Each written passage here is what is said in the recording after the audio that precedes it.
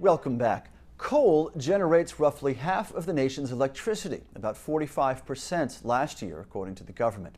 That percentage, though, would drop under a new White House proposal to cut back on the pollution that those coal plants generate.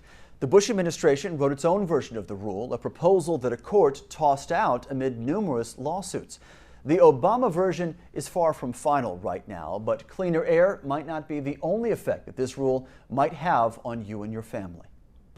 Facing another day of triple-digit temps outside, the Wilson family is tucked away deep inside their Capitol Hill home. Down the steps, in the basement, is where you'll find Denver and Carson hard at play.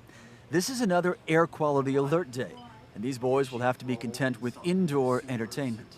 We have friends who worry about it a lot. We have a bunch of friends who have asthma and other breathing issues, and so when we think about play dates and things like that, if it's on an alert day, we know that limits what we can do with our good friends. The Environmental Protection Agency also has limits on its mind. Last week, the agency proposed the so-called Clean Air Transport Rule, an effort that aims to cut back on the number of our bad air days by cutting back on the emissions of some power plants, the ones that burn coal to generate our electricity. John Walk is an attorney with the public health and environmental advocacy group Natural Resources Defense Council. Coal-fired generation is responsible for dirtying the air of downwind states up and down the East Coast. So the law requires EPA to deal with that, since states can't deal with pollution outside their borders. So the logical place to start is with the 800-pound gorillas of pollution, and that's coal-fired power plants. This could signal the beginning of the end of coal-fired power generation. The National Mining Association says about 40% of U.S. coal generating capacity is considered old, that is, built before 1970. And in turn, it's the most vulnerable to potential closure because of the EPA proposal.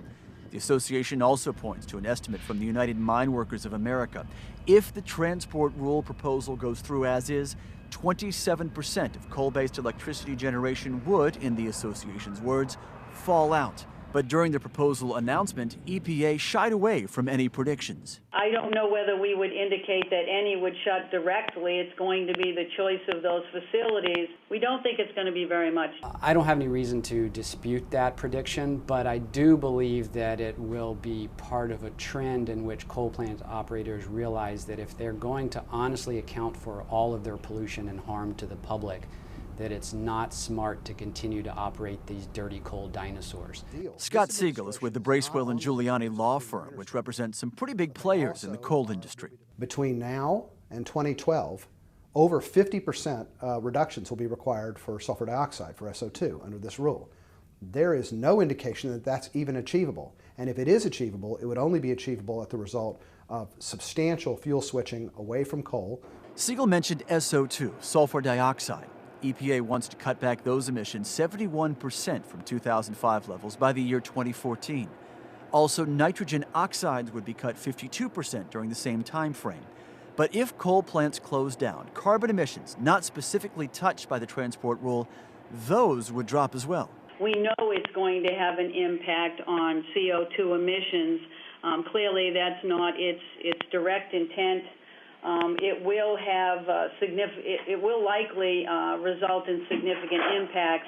The notion that we will not have expansions of capacity, even if we had growth in the areas that are served by those plants, or that some plants, marginal operators, may come offline, I think there's just no doubt that that's going to occur. And that means higher rates for consumers, right, without question? Right.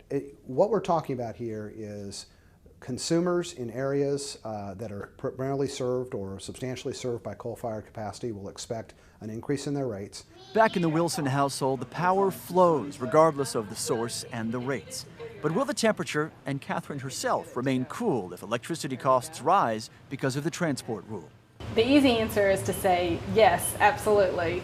The hard answer, of course, is you'd want to understand exactly how much more, and also understand exactly what you're getting for it. But on the surface level, yes, absolutely.